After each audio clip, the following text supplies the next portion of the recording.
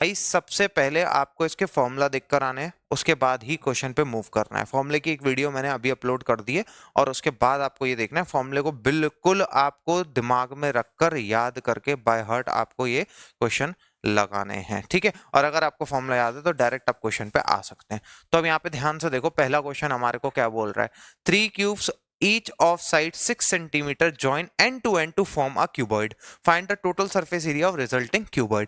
तो बहुत ही favourite question है ये और काफी बार आया हुआ क्वेश्चन है।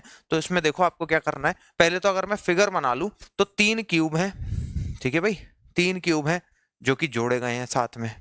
तो बच्चों पे ये फिगर नहीं बनती, तो मैं यहाँ पर एक फिगर बना के आपको दिखा दे रहा हूँ, आप इसको यूज कर सकते हैं, ठीक है। ठीक है भाई, इस फिगर को आप यूज कर सकते हैं। देखो भाई, ठीक है, भले ही मैथ का मास्टर हूं मैं, पर ड्राइंग भी मेरी ठीक ठाक है, ठीक है। तो ये आपके पास कितने बन गए, 3 आपके पास क्यूब बन गए जो कि हमने एंड टू एंड जोड़ दिए हैं। अब ध्यान से एक चीज देखो, इनकी जो साइड है वो 6 सेंटीमीटर है, तो यानी कि अगर ये 6 6 6, तो ये टोटल कितनी हो गई मेरे भाई, तो आप बोलोगे टोटल हमारे पास कितनी हो गई, आप बोलोगे 6 + 6 + 6, तो टोटल हो गई 18, हो गई कि नहीं, आप बोलोगे हाँ जी। अच्छा, अगर मैं इसकी हाइट की बात करूं, ये हाइट होती है हमेशा, ठीक है, तो कितनी हो गई, आप बोलोगे ये तो 6 ही है, ठीक है। अगर मैं इसकी ब्रेथ की बात करूं, ब्रेथ, ये देख रहे हो, ये ब्रेथ होती है, ये ब्रेथ है, ब्रेथ चौड़ाई, ठीक है, तो ये कितनी होगी 6। तो यानी कि अगर मैं इसकी हाइट, ब्रेथ और लेंथ की बात करूं तो वो मुझे पता लग गई, यानी कि इसकी लेंथ है कितनी, 18 सेंटीमीटर, इसकी हाइट है कितनी, 6 सेंटीमीटर, और इसकी ब्रेथ है कितनी, 6 सेंटीमीटर, ठीक है भाई। तो यानी कि जो रिजल्टिंग क्यूबॉइड बनेगा उसकी लेंथ, ब्रेथ और हाइट पता होगी तभी तो टीएसए निकलेगा। तो अगर टीएसए का मैं एरिया, टीएसए का अगर मैं फॉर्मूला लगा दूं क्यूबॉइड में, तो भाई ये याद होना चाहिए। और अभी भी कुछ बच्चों को अगर याद नहीं है तो बहुत ही परेशानी झेलने वाले हैं ये, ठीक है भाई। 2LB + BH + LH, तो मैं ये डायरेक्ट लगा रहा हूं यहाँ पे 2LB, L इंटू बी कर लेंगे, तो LB, तो L इंटू बी करके देखते हैं, एक मिनट। तो यहाँ पर ये हो गया 2L इंटू बी यानी कि 18 into 6 plus B into H यानी कि 6 into 6 plus L into H यानी कि 18 इंटू 6, ठीक है भाई। तो आपको ये करना पड़ेगा, एक बार चेक भी कर लो, 18 इंटू 6, 6 इंटू 6 और फिर से 18 इंटू 6, तो 18 इंटू 6 करेंगे 8 6 टाइम 48, और ये हो जाएगा 108, और ये 36, और ये फिर से 108, ठीक है भाई। तो अगर मैं इसे अंदर देखूंगा तो आप बोलोगे 108 + 108 यानी कि ये होगा 216, और 216 में अगर मैं 36 ऐड करूंगा तो क्या बनता है, तो आप बोलोगे 2 इंटू 6 और 6 12, 1 3 1 4 5, और ये आपके पास 252। इतनी बात समझ में आ रही है। तो अगर मैं इसको फिर से मल्टीप्लाई कर लेता हूँ तो 2 टाइम्स 4, 2 5 टाइम्स, ये 50 हो जाएगा ना, 25 दूनी 50, ठीक है। और ये कितना बनेगा, आप सेंटीमीटर है तो यहाँ पर सेंटीमीटर लगाना, स्क्वायर लगाना ना भूलें, क्योंकि ये एरिया है। वॉल्यूम में हम लगाएंगे क्यूब और एरिया में हम लगाएंगे क्या, स्क्वायर। ध्यान रखें, बिल्कुल दिमाग में बैठा के रखिए कि ये कैसा टर्म है। तो ये जो स्क्वायर यूनिट्स होते हैं एरिया, वॉल्यूम क्यूब यूनिट्स होते हैं, ठीक है। इस क्वेश्चन की एक और अप्रोच मैं बता देता हूं, अगर एमसीक्यू वगैरह में दिख जाए बाय चांस तो उसको वैसे कर देना, इतना सॉल्व करने की नीड नहीं है। देखो ध्यान से एक चीज, हर एक क्यूब में कितने चेहरे हैं, तो आप बोलोगे सर हर एक क्यूब में 6 चेहरे हैं, तो हैं ये कितने क्यूब, तो आप बोलोगे 3 क्यूब, तो टोटल फेसेस कितने हो गए, आप ये थोड़ी सी स्मार्ट अप्रोच है, तो आप बोलोगे टोटल फेसेस, टोटल फेसेस इसमें कितने हो गए, 6 इंटू 3 यानी कि 18 फेस हो गए, कितने हो गए, 18 चेहरे हैं, ठीक है भाई। 18 ही तो चेहरे होंगे, एक क्यूब में 6 तो 3 क्यूब में 18, ठीक है। आप बोलोगे हर एक एरिया अगर मैं देखूं, हर एक एरिया देखो, अगर हर एक क्यूब का एक चेहरे का एरिया देखोगे, जैसे आपके सामने क्यूब पड़ा है तो एक चेहरा अगर आप देखोगे उसका तो वो स्क्वायर होगा, और उस चेहरे का एरिया क्या होगा, आप बोलोगे 6 इंटू 6, ठीक है। स्क्वायर का एरिया साइड इंटू साइड ही तो होता है, तो ये कितना निकलेगा, 36, ठीक है। तो हर एक चेहरे का एरिया ऑफ वन फेस, ठीक है, या ईच फेस कितना है, 36 सेंटीमीटर स्क्वायर। अब मुझे आप एक बात बताओ, क्या आपके पास 18 चेहरे हैं, आप बोलोगे हाँ, पर इसमें कैच है भाई, जब आप दो फेसेस को, दो क्यूब को ऐसे मिला देते हो तो दो चेहरे छुप जाते हैं। जैसे मैं आपसे ये बोलूं ये मेरा हाथ है, तो इसमें कितने चेहरे, आप बोलोगे 1 2 3 4, पर जैसे ही मैं इसे मिला देता हूं तो अब केवल 2 चेहरे, एक ये वाला एक ये वाला, ये जो एरिया है ये छुप गए, कम हो गए। ठीक है, तो इसका मतलब ये जो एरिया है ये कम हो गए। कितने कम हो गए? 2 यहां कम हो गए और 2 यहां कम हो गए, तो 2 और 2 4 एरिया कम हो गए। तो एरिया बचे कितने? हमारे पास 18 चेहरे थे, 18 फेसेस थे, तो दो और 2 यानी कि 4 चेहरे चेहरे छुप गए, तो बचे कितने? आप बोलोगे 14। ठीक है भाई, और हर एक चेहरे का, हर एक चेहरे का एरिया कितना? आप बोलोगे 36। ठीक है, तो 14 चेहरे इंटू एक चेहरे का एरिया 36, तो ये कितना आने वाला है? तो आप बोलोगे, इसको अगर मैं मल्टीप्लाई कर लूं तो ये कितना आएगा भाई? आप बोलोगे ये आने वाला है आपके पास, इसको मल्टीप्लाई अगर मैं करके देखूंगा तो 504 सेंटीमीटर स्क्वायर। तो ये बराबर ही आएगा, क्योंकि लॉजिक है। तो एक तो हार्ड वर्क है और एक स्मार्ट वर्क है, पर हमारे जो बोर्ड्स के एग्जाम में उसमें हमें हार्ड वर्क ही करना होता है, पर अगर एमसीक्यू आए तो उसमें हमें स्मार्ट वर्क करके निकल जाना है। ठीक है, इतनी बात आपको समझनी है। तो अब हम देख लेते हैं आगे और क्वेश्चन। ठीक है, तो ये आपको बेसिक वाइज नहीं मिलेंगे क्वेश्चन, ये मैंने बोर्ड के एग्जाम के लिए कुछ इंपॉर्टेंट क्वेश्चन को छांट के लेकर आया हूं, जिससे आपको अगर किसी क्वेश्चन में कॉन्सेप्ट में क्लियरिटी नहीं हो तो वो मिल जाए। ठीक है, पूरा लेक्चर अभी करना आपके लिए ठीक नहीं है, तो आप इंपॉर्टेंट क्वेश्चन करो और रिवाइज करो चीजों को। तो यहाँ पे ध्यान से देखो, a toy is in the form of cone of radius this mounted on a hemisphere of the same radius. यानी कि एक टॉय भाई, एक खिलौना है। ठीक है, एक खिलौना है, और ये किस शेप में है? कोन की शेप में है, जो कि एक हेमिस्फीयर पे चढ़ा हुआ है। माउंटेड मतलब चढ़ गया है, ठीक है, बैठा हुआ है। ठीक है, तो अब यहाँ पे ध्यान से इधर देखेंगे तो ये कुछ ऐसा फिगर बनेगा। ठीक है, कुछ ऐसा फिगर बनेगा। इसके बाद सेम रेडियस है, तो यानी कि वो तो दिख भी रही है, हमने पहले ही बना दी कि सेम रेडियस है। The total height of the toy is 15.5 centimetre, यानी कि इस टॉय की यहां से लेकर यहां तक की जो ऊंचाई है वो कितनी है? आप बोलोगे 15.5 सेंटीमीटर है भाई।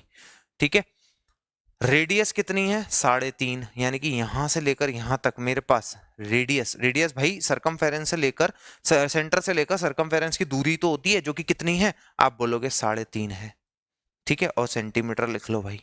ठीक है, अब मुझे आप एक छोटी सी बात बता दो, बिल्कुल छोटी सी बात मैं आपसे पूछना चाहता हूं कि अगर ये रेडियस 3.5 है, ठीक है, और यहां से यहां तक भी ये 3.5 है, और ये पूरी टॉय की हाइट 15.5 है, तो क्या मुझे ये नहीं पता लग सकता कि ये कितना है? क्या मुझे ये नहीं पता लग सकता ये कितना है? आप बोलोगे हाँ जी सर पता लग सकता है, क्योंकि ये पूरा 15.5 है, ये 3.5 है, तो ये निकल के आने वाला है 12 सेंटीमीटर। बोलो भाई, ये चीज समझ में आ गई? आप बोलोगे हाँ। ये लिखेंगे कैसे? आपको पूरा लिखना है, मैं यहाँ पे टाइम बचाने के लिए आपका इसलिए इसको डायरेक्ट करके दिखा रहा हूँ। आपको एग्जाम में पूरा लिखना है। आपको लिखना है height of the cone equal to total height of the toy minus height of radius of the hemisphere. ठीक है, तो इतना आप करोगे तो ये 12 निकल के आने वाली है। अब यहाँ पे ध्यान से देखो, find the total surface area of the toy, यानी कि इस टॉय का टोटल सरफेस एरिया मुझे चाहिए है यहाँ पर। अब देखो, कभी भी आपको डाउट हो, बहुत से बच्चों को यहाँ पे डाउट होता है कि एरिया को जोड़ें, टोटल सरफेस एरिया निकालें, सीएसए निकालें, क्या निकालें? मैं आपको बताता हूँ, ध्यान से देखो, ये दिमाग में आपके बात बैठ जाएगी। देखो कैसे, यहाँ पर अगर आप देख रहे हो कि ये फिगर है आपके पास, इस फिगर में जो भी एरिया मुझे दिख जाएगा अपनी आंखों से उसी को जोड़ूंगा, जो भी एरिया मैं देख पाऊंगा उसे ही जोड़ूंगा। आप मुझे एक बात बताओ, क्या अगर ऐसा टॉय इमेजिन करो जो एक हेमिस्फीयर है, उसके ऊपर एक कोन पड़ा हुआ है, तो क्या आपको ये दिखेगा? ये जो एक एरिया बनता है ऊपर सर्कल है, क्या ये दिखेगा? आप बोलोगे नहीं, मुझे सिर्फ कोन का ऐसे बाहर की गोलाई दिखेगी, ये पूरे बाहर का कर्व्ड दिखेगा। हाँ, तो यानी कि मेरे को total surface area of toy निकालना है, तो मेरे को क्या करना पड़ेगा? एक तो सीएसए ऑफ कोन लेना पड़ेगा। क्या लेना पड़ेगा? CSA of cone. आप बोलोगे क्यों? आपको जो दिख रहा है वही ऐड करोगे, मैं बार बार बोल रहा हूं, यानी कि कोन का मुझे कर्व दिखेगा, मैं वही ऐड करूंगा। दूसरी चीज क्या दिख रहा है? आप बोलोगे नीचे से एक कटोरा सा दिख रहा है, ठीक है, क्योंकि ये तो छुप गया, एक कटोरी सी दिख रही है भाई, तो ये कटोरी क्या है? CSA of hemisphere. तो सीएसए ऑफ हेमिस्फीयर, ठीक है, हेमिस्फीयर। ठीक है, इतनी बात। अब आप मुझे एक बात बता सकते हो कि सीएसए ऑफ कोन निकालने के लिए क्या क्या चाहिए? तो आप बोलोगे पाई चाहिए, आर चाहिए, एल चाहिए। तो आर है, पाई है, एल गायब है। ठीक है, CHA ऑफ हेमिस्फेयर निकालने के लिए क्या चाहिए? आप बोलोगे 2 पाई आर स्क्वायर, यानी कि 2 चाहिए, पाई चाहिए, आर का स्क्वायर चाहिए। तो इसके लिए तो सब भी है, 2 है, पाई है और आर का स्क्वायर भी है। अब मुझे एक बात बताओ, मुझे एल चाहिए, तो ये एल की कैलकुलेशन, एल है क्या? पहले तो बच्चों को ये बता दो कि एल क्या है। तो आप बोलोगे एल तो ये है भाई, एल। और ये निकालते कैसे हैं? तो आप बोलोगे पाइथागोरस, भाई पाइथागोरस। एक ये ट्राइंगल सा बन रहा है ना, ट्राइंगल, तो इसमें पाइथागोरस लग जाएगी बड़े आराम से, जिसमें आपके पास ये एच है, ये एल है और ये रेडियस है। तो आप बोलोगे एल का स्क्वायर इक्वल टू एच का स्क्वायर प्लस आर का स्क्वायर। ये फॉर्मूले वाली चीज में मैंने आपको बता दिया। तो एल का स्क्वायर बेटा प्लस इक्वल टू एच का स्क्वायर, यानी कि 12 का स्क्वायर, आप बोलोगे 144 प्लस 3.5 का स्क्वायर। किसका स्क्वायर? 3.5 का स्क्वायर, क्योंकि रेडियस क्या है 3.5। अब बच्चों को लगता है 3.5 का स्क्वायर कैसे करें? यहाँ तो आप कर सकते हो, वैसे उसकी एक ट्रिक भी होती है, ट्रिक अभी मैं नहीं बताने जा रहा। आप इसको फ्रैक्शन में करो, इसको फ्रैक्शन में 3.5 को आप क्या लिख सकते हो? 7/2 लिख सकते हो कि नहीं? इसका स्क्वायर। कितना आसान है 7/2 लिखना। 7 को 2 से काटोगे 3.5 आएगा कि नहीं? आप बोलोगे हाँ जी आ तो जाएगा। अब आप मुझे एक बात बताओ, यहाँ पर अगर मैं इसे आगे करूं तो आप बोलोगे ये हो गया एल का square is equal to 144 plus 49/2। ठीक है भाई, सॉरी 49/4। ध्यान रखें इस चीज का, छोटी छोटी गलती नहीं हो, हम तो हाल पकड़ लेते हैं, पता लग जाती है। ठीक है, अगर मैं इसको यहां भेजूं, क्योंकि एलसीएम लेंगे, तो एल कितनी आने वाली है? आप बोलोगे L square equal to 144 into 4 plus 49/4। ठीक है भाई, समझ में आई? तो अगर मैं इसको मल्टीप्लाई करूं तो आप बोलोगे 16, एक कैरी ऊपर 17, ठीक है, एक कैरी ऊपर और 4 1 ये 576 और ये 49/4। ये आपकी एल आने वाली है। तो ये आपके पास कितना होगा? एल इक्वल टू, इसमें आप ऐड करोगे तो ये 625 आने वाला है और अपॉन में 4। ठीक है भाई, और यहाँ पे एल का स्क्वायर है, तो एल इक्वल टू रूट में 625/4। तो ये कितनी खुलने वाली है? 625 का स्क्वायर याद होना चाहिए, मतलब 625 किसका स्क्वायर है याद होना चाहिए। तो ये कितना होगा? 25/2, यानी कि आपकी एल कितनी आ गई? 25/2। कितनी आ गई भाई? 25/2। तो अब इसमें आपको क्या करना है? अब इसमें आपको कुछ नहीं करना, आपको फॉर्मूले में लगा देना है 25/2। तो ये कैलकुलेशन में हटा दे रहा हूं, अगर किसी को इसमें दिक्कत है तो पीछे करके देखे। तो एल में आपको 25/2 को लगा देना है। ठीक है भाई, तो मैं 25/2 लगाने जा रहा हूँ, ध्यान से देखेंगे और ये क्वेश्चन का खात्मा हो जाएगा। तो पहले फॉर्मूला लिख लेंगे पाई आर एल प्लस उसका लिख लेंगे CSA। CSA क्या होता है आपके पास? 2 पाई आर स्क्वायर। ठीक है भाई, अब आर यहाँ पे सेम है इसलिए मैंने आर से रिप्रेजेंट कर रखा है। किसी क्वेश्चन में आर अलग अलग होती है तब भी बच्चे आर से रिप्रेजेंट करके कॉमन निकाल लेते हैं, इतनी बेवकूफी कर जाते हैं।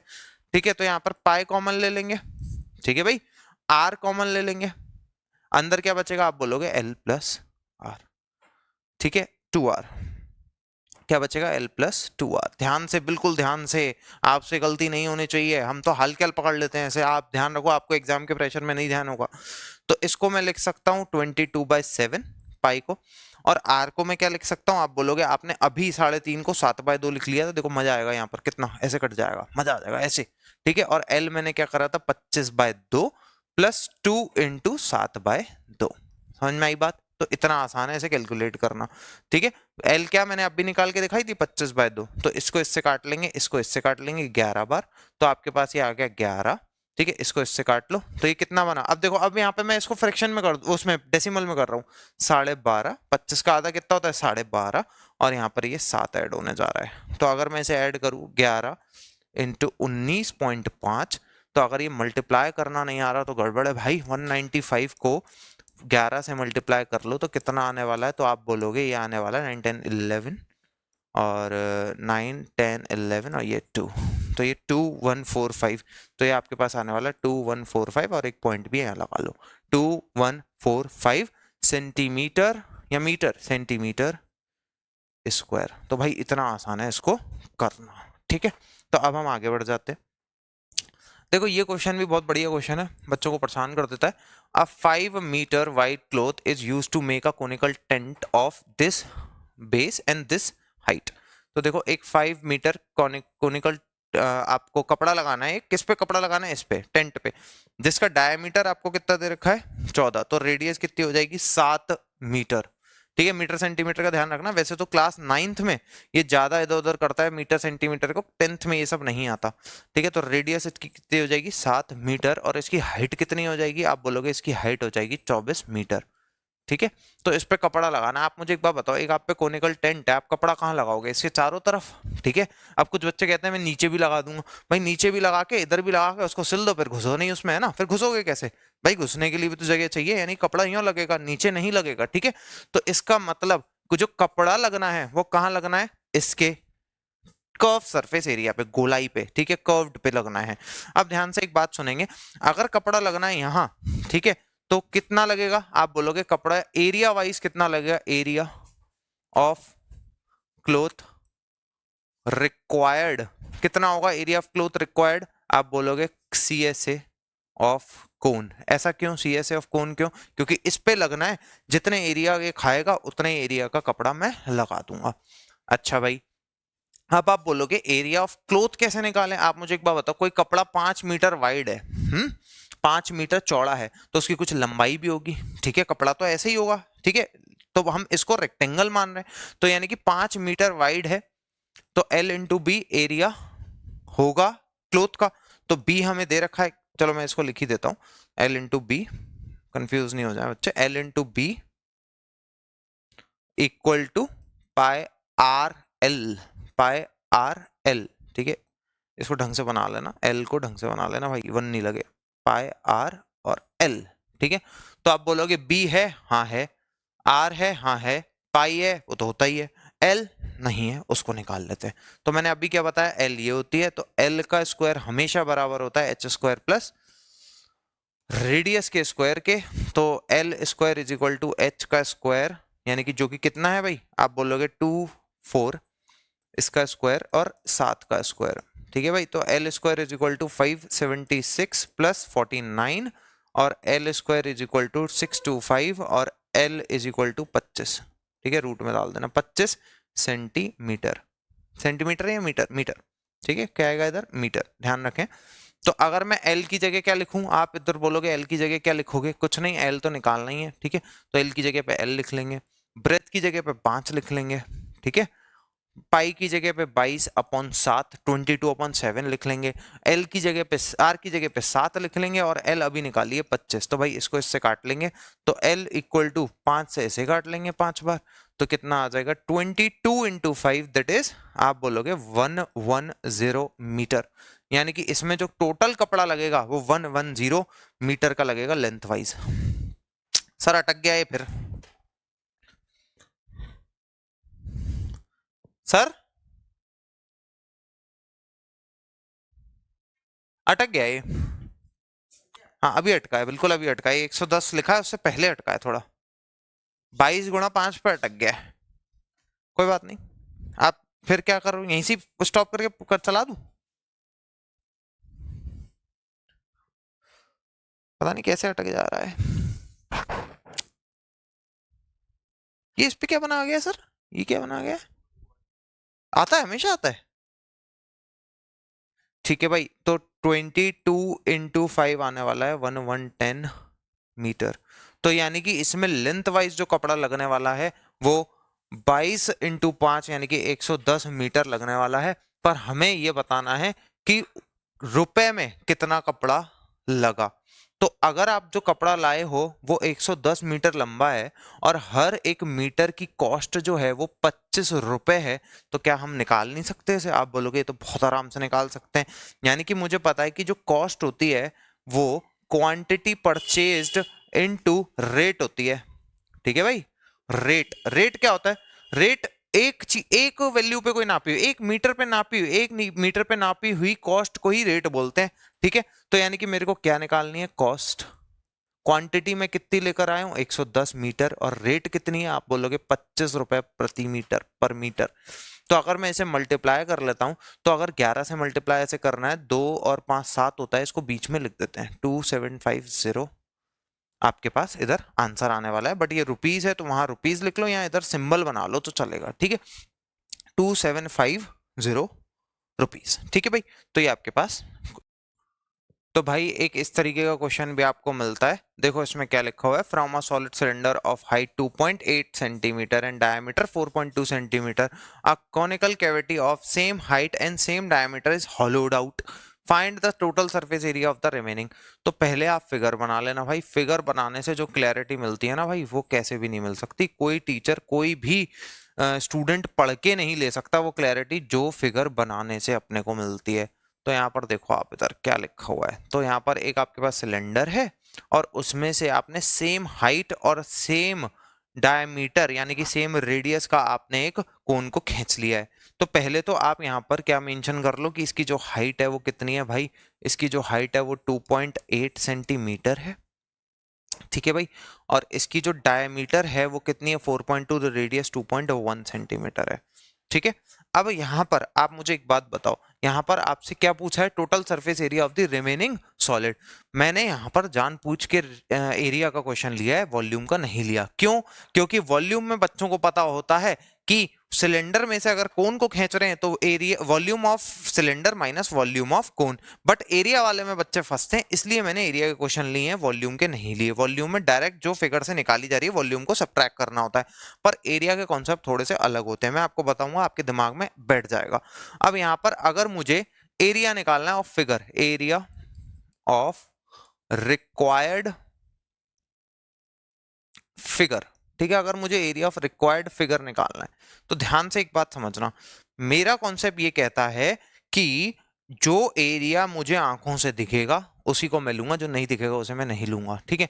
तो अब मुझे एक बात बताओ, जब मैं इसमें से कोन निकाल दूंगा तो क्या इस शेप का कुछ आपको नहीं दिखेगा? क्या ऐसी शेप नहीं दिखेगी, कोन निकल गया एक सिलेंडर में से? तो आपको कौन कौन सा एरिया दिख रहा है? आप बोलोगे एक तो ये दिख रहा है बाहर, एक ठोस सिलेंडर है उसमें से ऐसे निकाल दिया तो आपको ये बाहर पूरा सिलेंडर दिख रहा है, क्योंकि कोन तो अंदर से निकला है।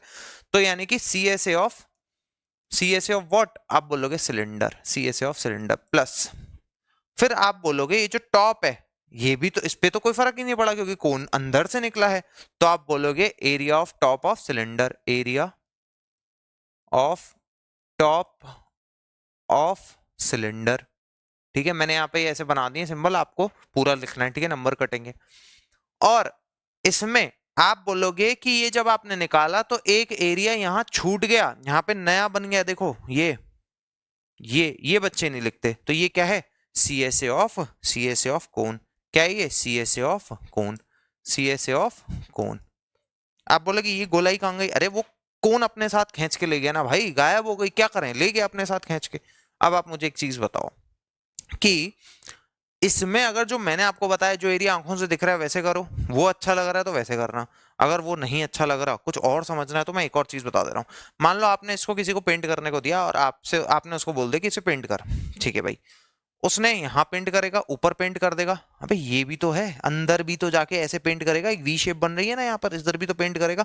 तो जब आप उसे पैसे दोगे तो इसके भी तो दोगे कि भाई ये भी तो पेंट करा है इसने, तो इसका मतलब ये एरिया भी आपको लेना है, ठीक है। इसका मतलब ये एरिया है वहां पर, तो total surface area of the remaining solid ही पूछा है, वो लिखेगा यहाँ पे टोटल सरफेस एरिया, कंफ्यूज करने के लिए कि आप यहाँ पे टी एस ए लिख जाओ, पर गलत कर दोगे, मैं सही बता रहा हूँ। अब यहाँ पर इधर देखो, सबसे पहले आपको पता है कि पाई आर, ये जो आपका C S A of cylinder होता है 2πr/h होता है, जिसमें आपको पाई आर टू सब कुछ है, एच भी है, ठीक है। Area of top pi R square होता है, वो भी है, ठीक है। अब आप सी एस ए ऑफ कोन की देखो, सी एस ए ऑफ कोन क्या होता है, पाई आर एल, ठीक है। इसमें रेडियस है पर एल नहीं है, तो एल की कैलकुलेशन हमें करनी पड़ेगी। तो एल क्या होता है, आप बोलोगे L square is equal to H square plus R square होता है, ये मैं बता चुका हूँ।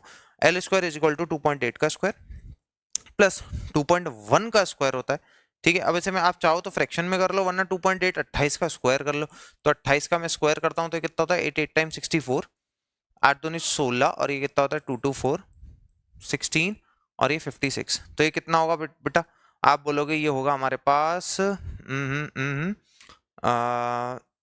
824 होगा ना, कैलकुलेट अगर मैं करूंगा तो 8 8 64 16, अरे रवि कर दिया, एक मिनट मैं फिर से कर लेता हूँ, 28 का स्क्वायर ही तो करना है, ठीक है। तो यहाँ लिख लेते हैं, देखो 28 इंटू 28, तो 8 8 64, 8 2 16, और ये हो जाएगा 22, ये हो जाएगा 16, और 2 टू द 4, और ये 5, ठीक है। तो ये हो गया आपके पास 4, ये हो गया 8, और 784, ठीक है, 784, और ये पॉइंट है, एक डिजिट बाद है, एक डिजिट पहले लास्ट से, तो स्क्वायर हो रहा है तो यहाँ पे 2 हो जाएगा, ठीक है। और ये 21 का तो होता है 441, ठीक है भाई, और यहाँ पे ये लगेगा। तो क्या मैं 7.84 में 4.41 ऐड कर सकता हूँ? आप बोलोगे हाँ कर सकते हो, तो ये 5, ये 12, और ये 12, तो ये कितना हो जाएगा, आप बोलोगे 12.25, ठीक है। तो L इज इक्वल टू, इधर रूट चढ़ाएंगे तो ये हो जाएगा 12.25 का रूट, जो कि क्या होता है 3.5 का, ठीक है। तो यानी कि 12.25, 1225 35 का होता है ना, 35 का, तो ये ऐसे खुल जाएगा, ठीक है। कैलकुलेशन पे थोड़ा ध्यान रखना, ठीक है। तो अब यहाँ पर ध्यान से देखेंगे, अब यहाँ पर क्या आ रहा है आपके पास, CSA ऑफ सिलेंडर जो कि होता है 2 पाई आर और H, एरिया ऑफ टॉप जो कि होता है पाई आर स्क्वायर, क्योंकि एक ये सर्कल है इसलिए पाई आर स्क्वायर, और ये क्या होता है पाई आर एल, CSA ऑफ कोण, ठीक है भाई, समझ में आया। अब आप बोलोगे इसमें से पाई कॉमन ले लो, आर कॉमन ले लो, ले लेते हैं भाई, पाई कॉमन ले लेते हैं जो कि 22/7 है, आर कॉमन ले लेते हैं जो कि 2.1 है, ठीक है। अंदर क्या बचता है, पाई और आर कॉमन लेने पे 2 इंटू एच, एच कितनी है, आप बोलोगे एच हमारे पास 2.8 है ना, एच हमारे पास 2.8 है, ठीक है भाई। थोड़े से कैलकुलेटिव हो जा रहे हैं क्वेश्चन, कोई दिक्कत नहीं है, एग्जाम में भी आते हैं ऐसे। तो आर कॉमन लिया आपने इधर और पाई कॉमन लिया, तो एक आर बच रही है, और आर क्या है 2.1, आर और पाई कॉमन लिया इधर, केवल एच बचता है, और एच क्या है 3.5, ठीक है भाई। अब इसको इससे काट लेंगे तो ये हो जाएगा 0.3, और 0.3 को इससे मल्टीप्लाई करते हैं तो ये 6.6 हो जाएगा, ठीक है। ये हो जाएगा 5.6, ये हो जाएगा 2.1, और ये हो जाएगा 3.5, ठीक है भाई। अब इनको नॉर्मल ऐड करके आप इसे 6.6 से मल्टीप्लाई कर लो, थोड़ा सा कैलकुलेटिव है भाई पर करना पड़ेगा, ठीक है। आपको तो नंबर चाहिए, मेरे को तो इधर कोई नंबर नहीं मिल रहा, तब भी करके दिखा रहा हूँ आपको। तो यहाँ पे 6 और 11 और 12, ठीक है, 5 और 5 10 और ये 12, तो यानी कि 6.6 इंटू 11.2, ठीक है। इसको मल्टीप्लाई करोगे तो ये आपका आंसर आने वाला है। कर ही देते हैं भाई, इतनी मेहनत करिए तो इसको सॉल्व भी कर ही देते हैं। तो अगर मैं यहाँ पे ध्यान से देखूं तो 66 और मल्टीप्लाई 112, तो ये 6 2 टाइम्स 12 7, और ये 6, और फिर से मल्टीप्लाई करेंगे तो 6 7 2, और ये आपके पास आ जाएगा कितना, आप बोलोगे आ जाएगा 73.92, यानी कि इसका आंसर आने वाला है आपके पास 73.92 सेंटीमीटर स्क्वायर, ठीक है भाई। तो इतनी मेहनत आपको इसमें करनी पड़ेगी, ठीक है, नंबर चाहिए तो अब हम देखते हैं एक और कॉन्सेप्ट अपना, जिसमें लिखा है a cubical block of 7 centimetre surmounted by a hemisphere, यानी कि एक क्यूबिकल ब्लॉक है, आपके पास एक क्यूब है, क्यूब बना लेते हैं भाई। तो आपके पास एक क्यूब है, तो ले लिया एक क्यूब, ठीक है। तो क्यूब बन गया भाई, क्यूब, ठीक है। और इसके ऊपर एक हेमिस्फीयर को सरमाउंट करा हुआ है, रखा हुआ है भाई, रखा हुआ, ठीक है। तो ये एक हेमिस्फीयर ऐसे रखा हुआ है, ऐसे, ठीक है भाई, फिगर जैसे बन सकता है बना दिया, 3D फिगर है भाई। What is the greatest diameter of the hemisphere can have? Find the surface area of the solid. तो greatest diameter यानी कि एक, अब आप एक इमेजिन करो, इसका जो टॉप है, इस क्यूब का टॉप है, वो कैसा होगा, आप कहोगे मैं ऊपर से देखूंगा तो ये दिखेगा, दिखेगा, उसके ऊपर अगर आप हेमिस्फेयर रखोगे तो उसका जो बेस है वो ऐसे रखा जाएगा, ठीक है भाई। अब ये जो क्यूबिकल ब्लॉक है ये टोटल कितने 7 सेंटीमीटर का है, यानी कि इसकी सारी साइड 7 सेंटीमीटर है। तो अगर ये 7 है तो क्या ये भी 7 होगी कि नहीं होगी, आप बोलोगे हाँ। और क्या यही डायमीटर ऑफ दी हेमिस्फेयर होगी कि नहीं, आप बोलोगे हाँ। तो यानी कि greatest diameter of the hemisphere will be equal to the side of the cube, ठीक है, इतनी बात समझ में आई। अच्छा, तो यानी कि यहां से यहां तक जो रेडियस होगी वो कितनी होगी, आप बोलोगे 7/2, ठीक है, हाफ ही तो होती है, radius is equal to half of the diameter, ठीक है। अब इसने बोला find the surface area of solid, बहुत ट्रिकी और बहुत बढ़िया क्वेश्चन है। आप देखो यहाँ पर ध्यान से, आपके पास ये फिगर है, मैं आपसे बस इतना कहता हूं, जो एरिया मेरे को आंखों से दिखता है मैं उसको जोड़ता हूं बस। अब मुझे बताओ इस क्यूब के कितने चेहरे हैं, तो आप बोलोगे इस क्यूब के 6 चेहरे हैं, 6 में से कितने चेहरों को आपको लेना है। आप मुझे एक बात बताओ, 6 में से ऐसे 5 चेहरे हैं, 5 फेस हैं जिनमें कुछ भी नहीं करा है, मतलब कुछ भी नहीं करा, क्या मतलब कोई भी छेड़छाड़ नहीं है, इस ऊपर वाले फेस पे आपने बस एक ये रखा हुआ है हेमिस्फेयर। तो कितने चेहरे हैं, आप बोलोगे 1 2 3 4 5, 5 चेहरे, 5, यानी कि 5a² ये तो मुझे दिख रहा है। तो मैं यहाँ पे लिख देता हूँ एरिया ऑफ रिक्वायर्ड फिगर, या एरिया ऑफ सॉलिड, ये लिख देता हूँ, एरिया ऑफ सॉलिड निकालने जा रहा हूं मैं, ठीक है। तो यहाँ पर मैंने क्या लिखा है 5a², ये ऐसे चेहरे हैं जिनपे कोई भी छेड़छाड़ नहीं है, ठीक है। आप बोलोगे ऊपर एक कर्व आ रहा है, इसमें भी कोई छेड़छाड़ नहीं है, कर्व ये साफ साफ दिख रहा है भाई, ये कर्व, ये क्या है CSA ऑफ हेमिस्फेयर। तो यानी कि CSA ऑफ हेमिस्फेयर क्या होता है, आप बोलोगे 2πr² है कि नहीं, 2πr² CSA ऑफ हेमिस्फेयर। उसके बाद आप बोलोगे इतना काफी है, नहीं भाई इतना काफी नहीं है। आप मुझे एक बात बताओ, ये जो मैं रेड से कर रहा हूं, क्या मैं ऊपर से देखूंगा तो ये मुझे दिखेंगे नहीं? आप बोलोगे हाँ यार ये तो दिखेंगे, ये चीज तो दिखेगी, क्योंकि ये इस सर्कल से बाहर है। देखो मैं यहां बना दे रहा हूं, ये इस सर्कल से बाहर है कि नहीं? ये इस सर्कल से बाहर है।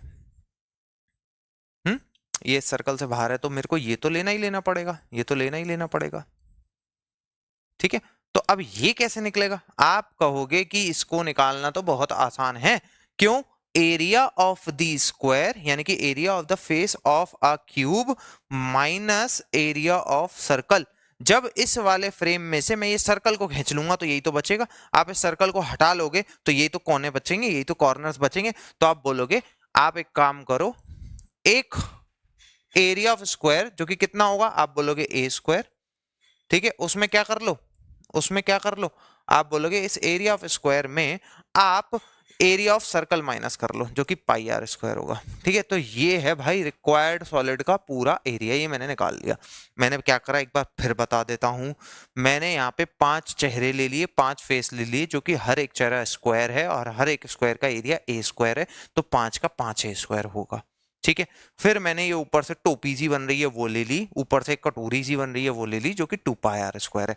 ठीक है, फिर मैंने क्या करा, देखा भाई ऊपर से, मैंने ध्यान से देखा, मैंने बोला अरे यार ये तो रह ही गए, ये तो रह ही गए, इसको तो लेना ही लेना है, क्योंकि ये मुझे दिख गया आंखों से। मैंने बोला जो मुझे आंखों से दिखेगा वो लूंगा, तो मुझे दिख गया। अब इसको कैसे निकालूं? तो अगर मैं पूरे स्क्वायर में से ये सर्कल को बाहर निकाल लूं तो 1 2 3 4 यही तो बचेगा। ठीक है, तो यानी कि पूरे सर्कल में, पूरे स्क्वायर में से मैंने ये निकाल दिया एक सर्कल। ठीक है, तो अब मुझे एक बात बताओ, 5a स्क्वायर प्लस ए स्क्वायर कितना होगा? 6a square. ठीक है, और 2 pi R square minus pi R square होगा तो कितना होगा? आप बोलोगे pi R square. 2 pi R square में से 1 पाई आर स्क्वायर जाएगा तो यही तो बचेगा। ठीक है, अब आप मुझे एक बात बताओ छोटी सी, 6 इंटू ए का स्क्वायर, साइड कितनी है? आप बोलोगे 7, तो 7 का square minus pi 22/7 into R का स्क्वायर, तो आर कितनी है? 7/2 इंटू 7/2। ठीक है, तो इसको इससे 11 बार, इसको इससे 1 बार, तो यहाँ पे 49 इंटू 7 सॉरी इंटू 6 माइनस 77/2। ठीक है भाई, देख रहे हो 11 और ये सब, ठीक है सही है ना, समझ में आ रहा है? अब 49 इंटू 6 कर लो बेटा, ये कितना होगा? 54। 54 होगा कि नहीं? हाँ, और इसको इससे मल्टीप्लाई करोगे 24 29, और इसमें हम माइनस करेंगे कितना? अब इसको यहाँ पे पता है क्या करो, इसको आप पॉइंट में ले लो, आसानी रहेगी, वरना जबरदस्ती एलसीएम फालतू में। तो 3 टाइम्स 6, ठीक है, 6 एक जाएगा तो 17 हो जाएगा, तो 17 ये 8 जा 16 और ये 5। ठीक है भाई, तो अगर मैं 294 में, ठीक है, ये ऐड होगा भाई, add add add add add add. ठीक है, क्यों? क्योंकि 2 पाई आर स्क्वायर बड़ा है और पाई आर स्क्वायर छोटा है, तो 2 पाई आर स्क्वायर में से पाई आर स्क्वायर जाएगा तो ये ऐड होगा। ठीक है, बड़ा आएगा ना, 2 बड़ा है ना। ठीक है, तो ये 294 में अगर मैं 38.5 ऐड करूं तो देखते हैं क्या मिलने वाला है। तो आप बोलोगे ये मिलने वाला है आपको 332.5 सेंटीमीटर स्क्वायर। तो यह आंसर आपके पास आने वाला है 332.5 सेंटीमीटर स्क्वायर। ठीक है, ध्यान रखना गलतियों का, देखो हम हाल के हाल पकड़ लेते हैं क्योंकि हमारा काम पढ़ाने का है, तो हम पकड़ लेते हैं हाल के हाल, गलती पता लग जाती है अगर कोई भी हुई हो, क्योंकि ह्यूमन नेचर है, गलतियां होती हैं, एरर हो जाती है, पर उसको वहीं के वहीं ठीक करने से टाइम बच जाता है। अब मैं यहाँ पे अगर करने के बाद, माइनस करने के बाद ऐसे पकड़ता तो गड़बड़ हो जाती, तो मैंने वहीं के वहीं उसे पकड़ लिया। ठीक है, तो आपको भी इतना सतर्क रहना है। ठीक है, तो अगर इसमें आपको कोई भी डाउट हो तो क्लियर हो जाएगा इस क्वेश्चन से। तो एक फार्मर है, उसने अपने पाइप को, इंटरनल डायमीटर है 20 सेंटीमीटर का, एक कैनाल से कनेक्ट कर रखा है, सिलेंड्रिकल टैंक में पानी गिर रहा है, और उस सिलेंड्रिकल टैंक का जो डायमीटर है और रेडियस है आपको दे रखा है। ठीक है, डायमीटर, रेडियस और हाइट सब कुछ दे रखी है, और वाटर का जो रेट है फ्लो कर रहा है वो 3 किलोमीटर पर आवर की स्पीड से फ्लो कर रहा है। तो यानी कि पानी कैनाल से आ रहा है, पर जो पानी फैल रहा है वो निकल रहा है, वो एक सिलेंड्रिकल पाइप के थ्रू निकल रहा है। ये बात आपको समझनी है। ठीक है, यानी कि एक सिलेंड्रिकल पाइप के थ्रू ही पानी निकल रहा है, भले ही आ कहीं से भी रहा हो। ठीक है, तो इस जो सिलेंडर है इसकी जो रेडियस है वो है आपकी 20 सेंटीमीटर बाय 2 सेंटीमीटर। ठीक है, बाय 2। ठीक है, 20 सेंटीमीटर बाय 2, तो ये आ जाएगी आपके पास 10 सेंटीमीटर, क्योंकि डायमीटर आपके पास 20 है तो रेडियस आपके पास 10 है। ठीक है, अब आप मुझे एक बात बताओ, यहाँ पर आपको ये पानी जो गिर रहा है वो कहाँ गिर रहा है? वो भी सिलेंड्रिकल टैंक में गिर रहा है। ये बात क्लियर है, और उस सिलेंड्रिकल टैंक का डायमीटर जो है वो 10 है, यानी कि आपके पास हो जाएगी रेडियस 5 मीटर, और ये गहरा यानी कि डीप यानी कि इसकी हाइट, अभी नीचे तो इसलिए इसको गहरा बोल दिया डीप, और ऊपर होता तो हाइट बोल देते हैं, ठीक है, पर हमें तो इधर हाइट ही लेनी है 2 मीटर, ठीक है। टर्म्स का डिफरेंस है, वो फॉर्मूले में कैसे डालेगा ये आप समझ लो, ठीक है। अब आप एक ध्यान से एक चीज देखो, इससे जो पानी फैल रहा है वो 3 किलोमीटर पर आवर की स्पीड से फैल रहा है, ठीक है भाई। तो यानी कि लेंथ वाइज पानी इन 1 आवर कितना चला जाता है, आप बोलोगे 3 किलोमीटर, ठीक है। 1 घंटे में 3 किलोमीटर पानी लेंथ वाइज फैल जाता है, लेंथ वाइज, ठीक है। अब एक चीज और ध्यान दो, मीटर मीटर, किलोमीटर सेंटीमीटर, इस सेंटीमीटर को मीटर में कर लेते हैं, जो कि आएगा ये 1/10 मीटर, ठीक है। 100 से डिवाइड मारोगे ना, 1 0 0 कट जाएगी, ये हो जाएगा, ठीक है भाई। इतनी बात तो समझ में आ रही है। 1 घंटे में लेंथ वाइज पानी 3 किलोमीटर है, लेंथ वाइज यानी कि 1 घंटे में पानी इतना बढ़ जाता है 3 किलोमीटर, ठीक है। तो अगर मैं ये बोलूं कि 1 घंटे में 3000 मीटर बढ़ जाता है, तो ये बात समझ में आ रही है, तो आप बोलोगे हाँ भाई समझ में आ रही है, ठीक है। 3000 मीटर लेंथ वाइज, पर हमें तो वॉल्यूम चाहिए होती है, पानी की कैपेसिटी, मतलब इसकी कैपेसिटी कितना पानी इसमें है, वही पानी यहाँ गिराना है, ठीक है। तो अगर मैं देखूं कि वॉल्यूम वाइज पानी, volume of water flows through pipe in 1 hour, ठीक है। तो आप बोलोगे वॉल्यूम निकालने का तरीका तो पाई आर स्क्वायर होता है, क्योंकि ये फिगर ही पाई आर स्क्वायर एच है, ठीक है, पाई आर स्क्वायर एच, ठीक है। तो अब मुझे एक बात बताओ, 1 घंटे में पानी कितना चला जाएगा, आप बोलोगे pi R square H into 1।